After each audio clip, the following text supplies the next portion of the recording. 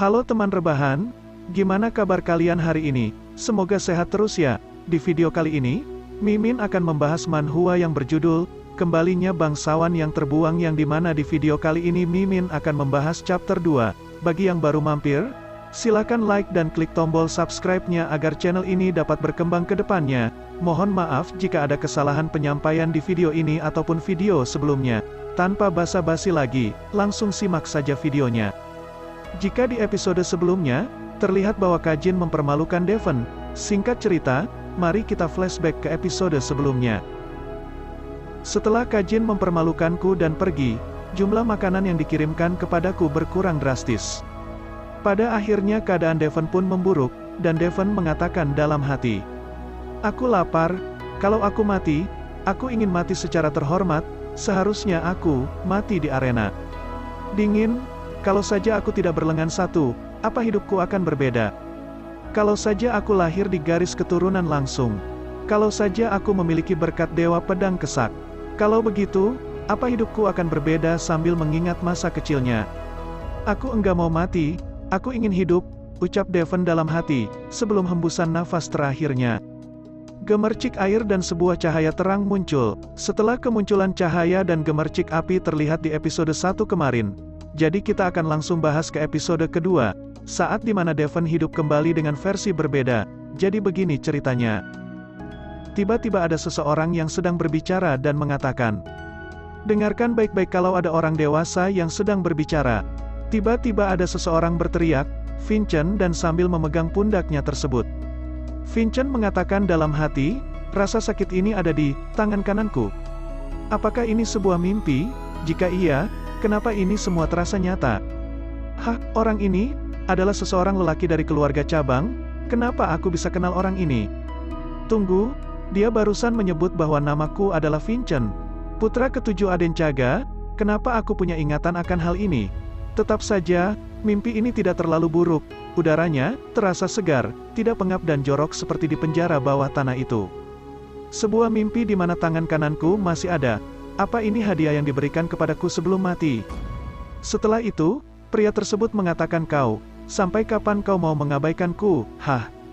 Sambil mengalirkan mana ke pundak Vincent, Vincent pun mengatakan dalam hati, Mana? Dia mencoba menyakitiku dengan mana? Metode untuk menahan serangan macam ini adalah sambil bergerak menahan tangan dan menyerang pria tersebut dengan mana." Pria itu kaget dan mengatakan apa? Vincent pun lanjut mengatakan dalam hati, "Dengan melepaskan diri dari musuhmu melalui serangan fisik biasa. Serangan ini tidak sekuat itu sampai-sampai dia terhempas sejauh itu." Pria itu pun terhempas jauh, karena serangan dari Vincent tersebut. Vincent pun kaget dan mengatakan dalam hati, dia bisa mengendalikan mana sebanyak ini, tetapi kenapa pergerakannya lamban begitu? Vincent pun langsung mengatakan, "Maafkan aku. Tanganku keselip," sambil mengulurkan tangannya. Pria tersebut pun langsung menghempaskan tangannya sambil mengatakan, "Dasar, bocah tengil. Hanya karena kau dari keluarga utama." Sambil berdiri secara perlahan. Vincent pun hanya terdiam, dan pria tersebut mengatakan, "Putraku akan menghancurkanmu tanpa ampun. Ini akan menjadi kali pertama keluarga cabang mengalahkan keluarga utama." Vincent pun yang mendengar ucapan pria tersebut, mengatakan dalam hati, "Jadi orang ini sama seperti ayahku. Dia selalu ingin mengalahkan paman tertuaku." Begitu dia menyadari bahwa mimpinya itu mustahil, dia mulai mempersiapkan aku, Vincent, sebagai putranya. Dan hasilnya adalah aku menjadi anak yang gagal. Pria tersebut pun berbalik dan mengatakan, "Aku tidak akan melupakan kesombongan dan kekasaranmu hari ini. Tunggu saja sampai hari Assembly of True Sword," dan langsung pergi meninggalkan Vincent. Vincent pun menghela nafas sambil duduk dan mengatakan, "Apa ini bukan mimpi? Aku seharusnya sudah bangun sekarang." Tiba-tiba, ingatan lain mulai mengalir ke kepala Vincent. "Ibuku meninggal setelah melahirkan aku, sedangkan ayahku sama sekali tidak mempedulikanku. Semua anak lain memperlakukan dirinya seperti kambing hitam.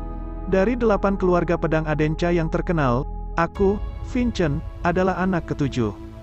Dulu Vincent sangatlah pengecut, sampai-sampai aku mengurung diri dan menangis di kamarku setelah anak bungsu, Loa, menamparku. Anak jelek, yang ditelantarkan oleh anggota keluarga utama Adenca yang lain. Seseorang yang diincar keluarga cabang yang ingin melampaui keluarga utama. Sang One Armed Devon dari keluarga Samon telah menjadi The Useless Vincent dari keluarga Adenca. Kurasa ini disebut reinkarnasi. Aku tidak paham mekanismenya. Sambil berdiri dan memegang diari, dan Vincent pun membaca diari tersebut tertulis. Kenapa aku tidak bisa seperti kakak-kakakku, saudara-saudari dari keluarga cabang selalu mencari kesempatan untuk menghancurkanku. Pelayan dan pembantuku mengabaikanku. Aku produk gagal, lebih baik kalau aku mati saja. Vincent yang membaca diari tersebut, mengatakan dalam hati, diari ini penuh dengan cacian atas dirinya sendiri. Sepertinya, kepercayaan dirinya telah jatuh, dan dia sudah menyerah atas segalanya. Sepertinya Tuhan sudah menjawab doa kita nak, sambil menaruh kembali diari. Aku ingin bertahan hidup saat maut datang menjemput, dan kau, Vincent selalu ingin mati.